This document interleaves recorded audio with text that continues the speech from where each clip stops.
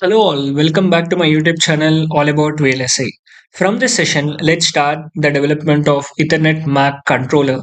So before going to start with the discussion of Ethernet MAC controller and understanding how to develop the Verilog code for Ethernet MAC controller, we need to understand few important prerequisites. Those are our OSI model and TCP IP model.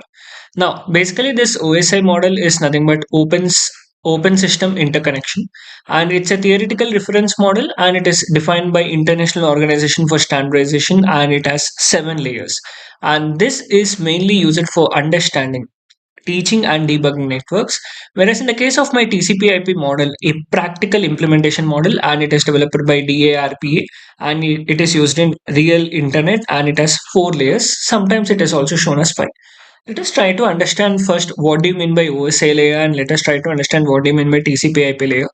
Now let's have a scenario. Let's say if I want to open a Google app, and let's say if I'm going to search what is the weather today. Okay, so we are going to search on Google app on our phone or on our website or on our browser or on our laptop. And what is going to happen? Let us correlate with how it is going to work on a OSI layer model. So in the case of my OSI layer model, these are the layers which I'm going to have. The first layer which I'm going to have is application layer.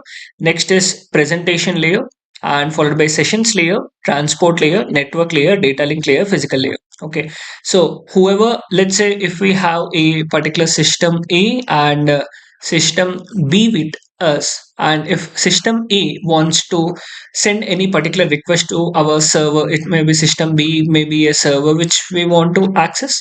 Okay, so if the system A want to access this server, so it is going to have this particular layers which we are going to have. The very first layer which we are going to have is the application layer, and followed by the next layers. Okay, and after the information which we are going to pass from this all the layers, we are going to the system B. Okay, so let us try to understand how we are going to and what is this particular layer, sir. Now, we have a layer which is known as application layer, where the app is going to create the request. Okay, so this is where your GUI is going to look, and in this particular application only, your app is going to create the request and search the particular request and all. After that, the sender is going to the next layer, which is known as presentation layer, where all the particular data is encrypted in HTTPS format. Like if you're searching any particular website, you might have seen like HTTPS Google or something, right? After this particular layer, we are going to have the session layer. Okay, so what is this session layer? Basically, it is going to maintain the connection with Google, like how much amount of time you are going to maintain that particular session and all. Okay, and for our particular project Ethernet MAC controller, we are not using this application layer, presentation layer, and session layer. These are software layers which we are not going to deal with.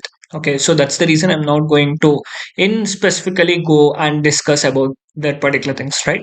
And next is transport layer. After this particular session layer, I'm going to have something known as transport layer, where I'm going to break my data into something known as packets. Okay, and after this, I'm going to have the network layer, where I'm going to add the IP address, and in the data link layer, I'm going to add the MAC address. So in the application layer, whatever the raw data you're going to have, you're going to add some fields. So in every each and every layer, you're going to add those particular respective field packet or those particular respective field header to your main packet. Like in your network layer, you're going to have add the IP.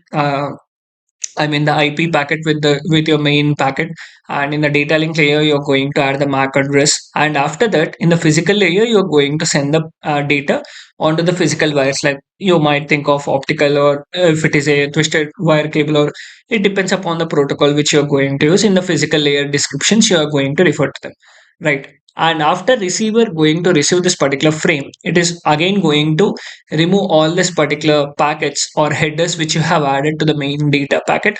Like in the physical layer it is going to receive, and in the data link layer it is going to see for the MAC address whether it is matching with its own MAC address or not, and in the network layer it is going to check whether it is matching with its own IP address or not.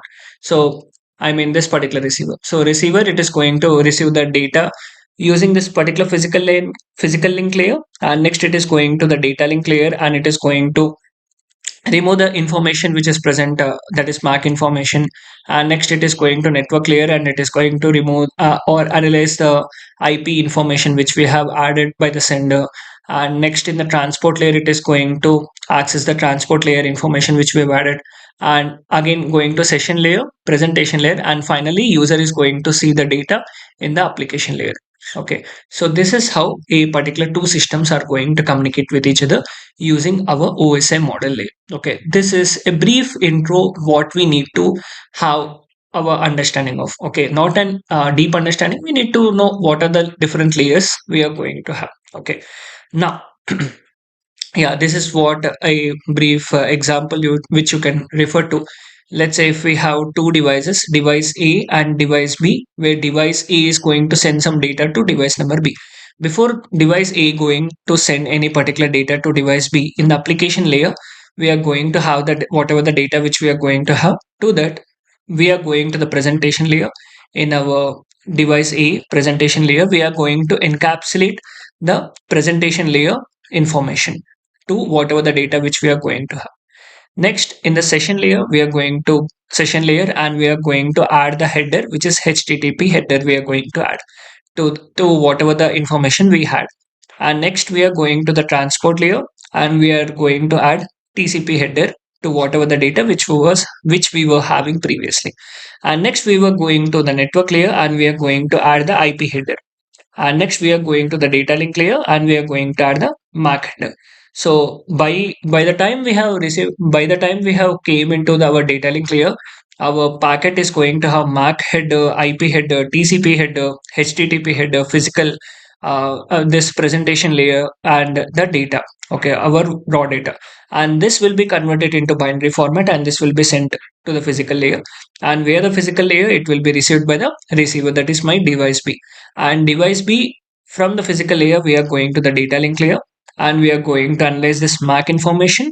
And next, we are going to the network layer. We are going to analyze IP information. And in the transport layer, we are going to analyze the TCP header information and sessions layer. And presentation layer, we are going to analyze the PH. And in the application layer, we are going to have the raw data. Okay, so this is the overall overview of how the data is being sent from one device to another device using the OSI model. And coming to my TCP/IP model, this is the actual communication model used on the internet. And in the TCP/IP model, I'm going to have only four layers. One is application, transport layer, internet layer, and network layer. So in the case of my application layer, so I can see this particular diagram. Let's say if my device A is going to send the data to my device B. So this particular device A is going to have the application layer where we have the actual data or the message we are going to have. Next, in the transport layer, we are going to have the TCP header attached to whatever the data which we are going to have.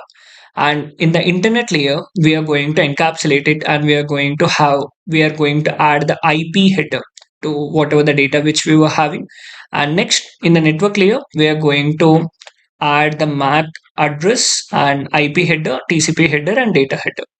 And next, again, the same thing. We are going to send the raw, we are going to convert it into binary format, and we are going to send it via the physical layer. It may be an optical wire, or it may be a coaxial cable, or whatever the means of data, whether it is a physical medium or it is a wireless medium, you are going to send it.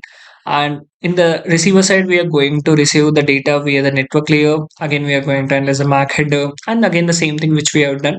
We are basically de-encapsulating the things, right? So this is how your device A is going to send the data to device B using the TCP/IP encapsulation. And this is where the data is being sent from device A to device B using the OSI layer encapsulation. Okay, so these are the basic few terminologies that we should know when we are working with Ethernet MAC controller, so that it will definitely help us to understand what actually is happening in the higher levels of abstraction. Generally, we are not going to deal with this when we are developing this Ethernet MAC controller. We are not going to develop all this application layer, presentation layer for now.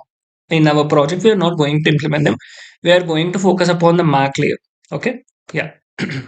So this is the example of each and every particular layer which is present over here.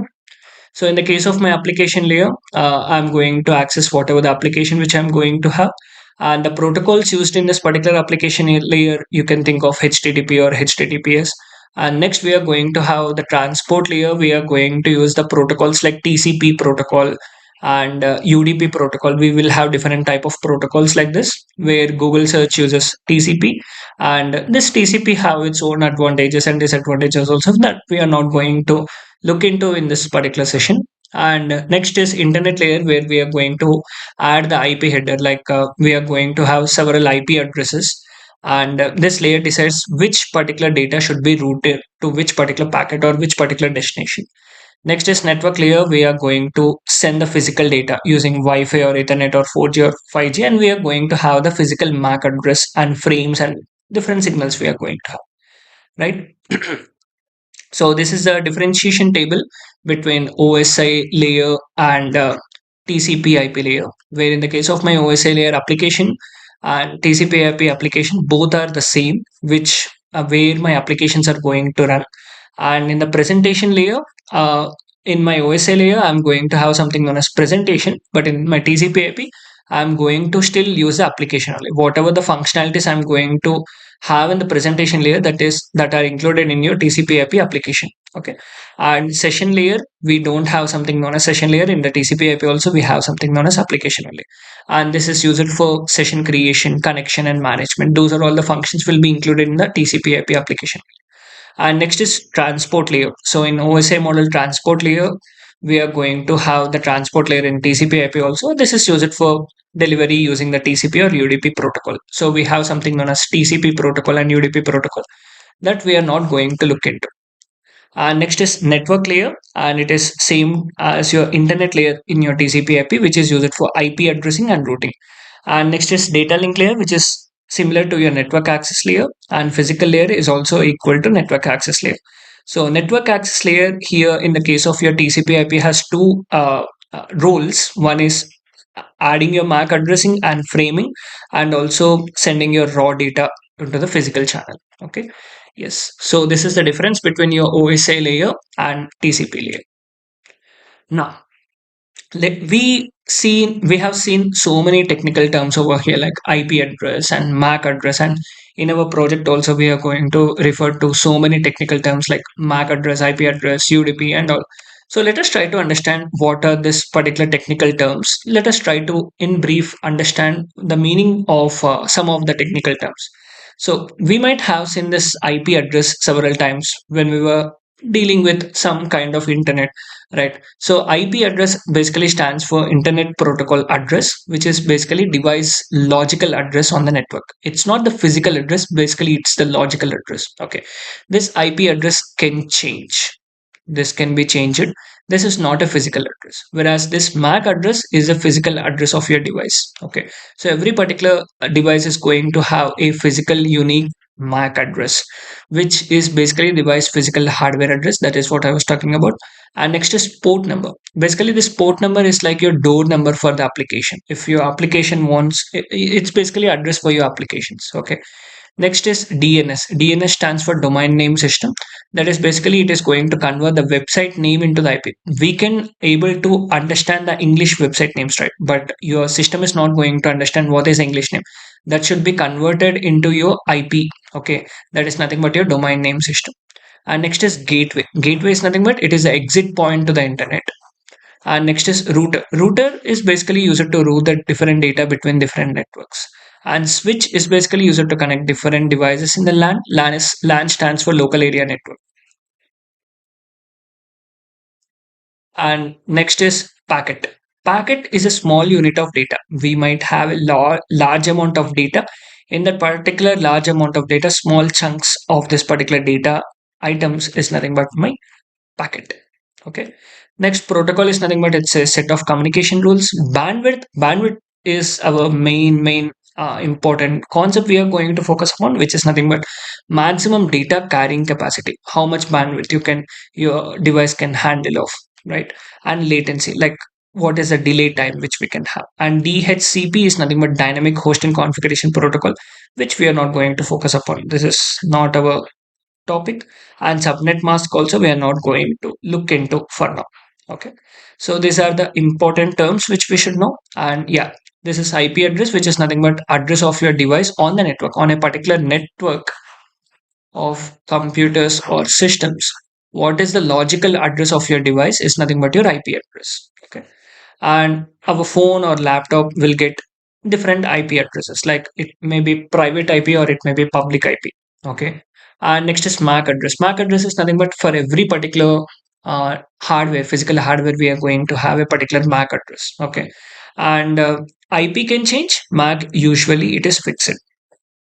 And coming to my port number, it is used to identify the application or service. Like for example, port number 80 is for HTTP. HTTPS, the port number is 443, while Google is using 443 is the port number for Google, right? And next is DNS. DNS is basically, as I've said you, the English name which is being converted into the IP address. Okay, so because computers understands IP, humans remember the names like phone contacts. Okay, and coming to my gateway, as I've told you, it is a main exit point from your local network to the internet. Okay, so this is nothing but my gateway of my router.